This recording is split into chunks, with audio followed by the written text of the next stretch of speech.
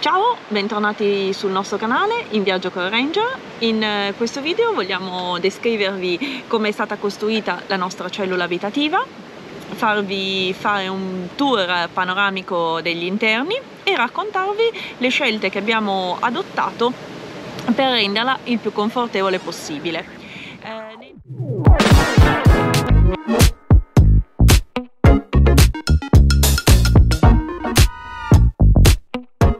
Oggi vorremmo fare un video dedicato proprio sulla cellula e sulla sua costruzione. Ecco, vi presentiamo la nostra casetta. Come si entra? Sulla destra c'è il lavandino e il fornello a due fuochi.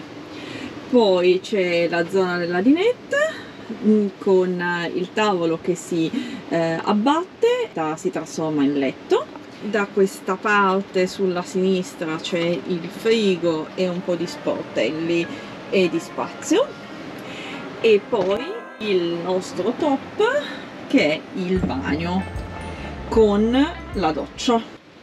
Allora, per quanto riguarda l'impiantistica abbiamo un riscaldamento a gasolio dell'Eberspacher, un boiler dell'Atruma che ha due temperature, 50 e 70 gradi, e qui subito sulla destra entrando una presa USB, oltre che l'interruttore per l'accensione delle luci e la bocchetta dove esce l'aria calda del nostro riscaldatore. Per quanto riguarda l'allacciamento alla corrente 220 abbiamo qui un caricabatterie, ora siamo allacciati, infatti c'è la spia verdina, qui c'è il salvavita e qui c'è tutto il cablaggio che quindi porta la corrente a questa presa 220. Continuando sotto il tavolo abbiamo l'indicatore del serbatoio dell'acqua. Abbiamo un interruttore che ci permette di spegnere la pompa dell'acqua e quindi non rischiare che parta inavvertitamente mentre siamo in viaggio. Qui abbiamo un trasformatore che trasforma la corrente da 12 volt a 220 con la sua presa. Sotto abbiamo uno staccabatterie per poter eliminare tutta la corrente nella cellula. La bocchetta serve ad areggiare il trasformatore all'interno del gavone, che adesso vi facciamo vedere.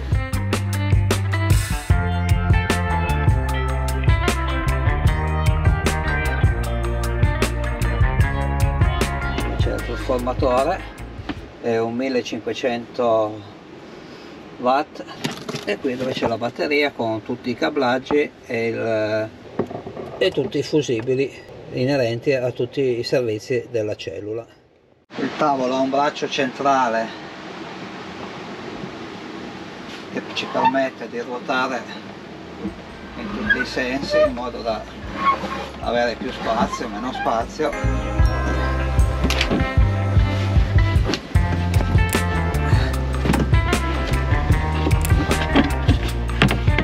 Abbiamo la pompa dell'acqua e il serbatoio dell'acqua. Nei gavoni sia a destra che a sinistra c'è uno sportello che ci permette di accedere ai tiranti della cellula. La cellula quindi è fissata in 4 punti, 2 sono appunto interni, quindi che si accede da questi sportelli, e altri 2 invece sono esterni e ve li faremo vedere scendendo. Come spazio ce n'è veramente tanto, perché sia qui davanti in questi gavoni, sotto le panche dove ci si siede c'è altro spazio di stivaggio. La cellula è illuminata all'interno con tutte le luci LED, qua ce ne sono veramente tante, nell'altro lato ce ne sono altre 2. Questa è una doppia presa USB con doppia entrata, una 1 A e una 2,1 A per la carica più veloce.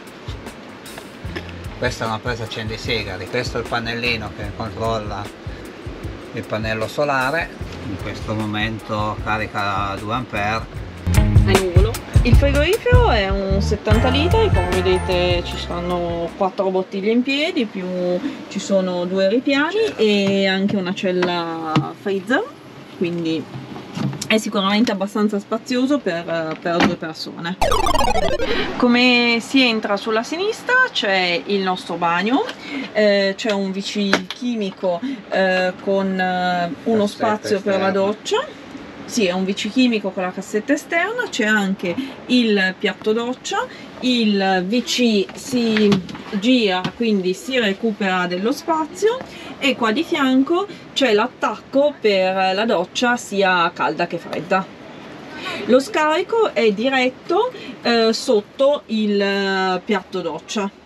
Il tetto della nostra cellula si può sollevare. Questo tetto quindi permette sia di stare seduti a tetto chiuso, quindi con un'abitabilità di circa 1,60 m, e poi una volta che si apre il tetto si sta tranquillamente in piedi, arrivando a circa 2,30 m, 2,50 m di altezza.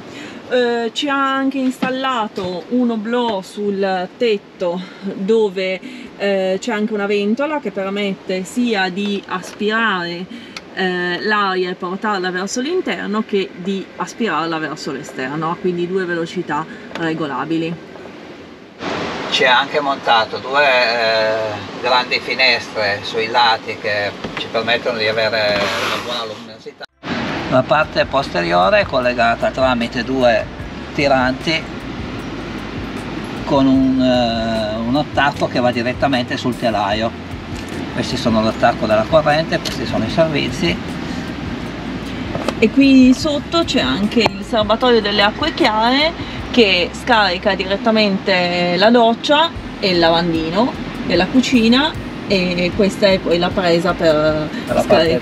Dalla parte destra c'è la marmitta del riscaldatore. Sulla parte esterna, dalla parte destra, c'è la presa d'aria per il boiler, la presa d'acqua per le acque chiare, la presa della doccia esterna calda e fredda, la presa corrente 220. All'esterno abbiamo anche montato una tenda doccia per poter fare la doccia all'aperto della Wikiboot, che è molto comodo, molto utile.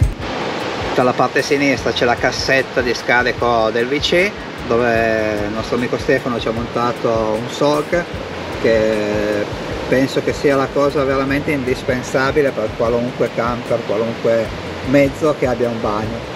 A questo lato abbiamo montato anche una veranda che però vorremmo cambiare perché è un po' piccola, essendo molto alta è piccola, quindi vorremmo montare qualcosa di più grande, una tenda 2,70 m. Questa è una Tulla Omnistore che è lunga 1,90 m e ha un'apertura di 1,40 m. È più adatta per i furgoni.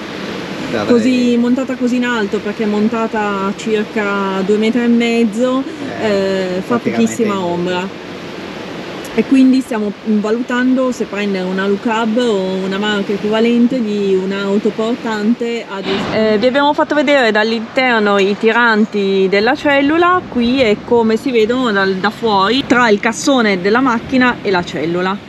E sul tetto si intravede il nostro pannello solare da 120 A.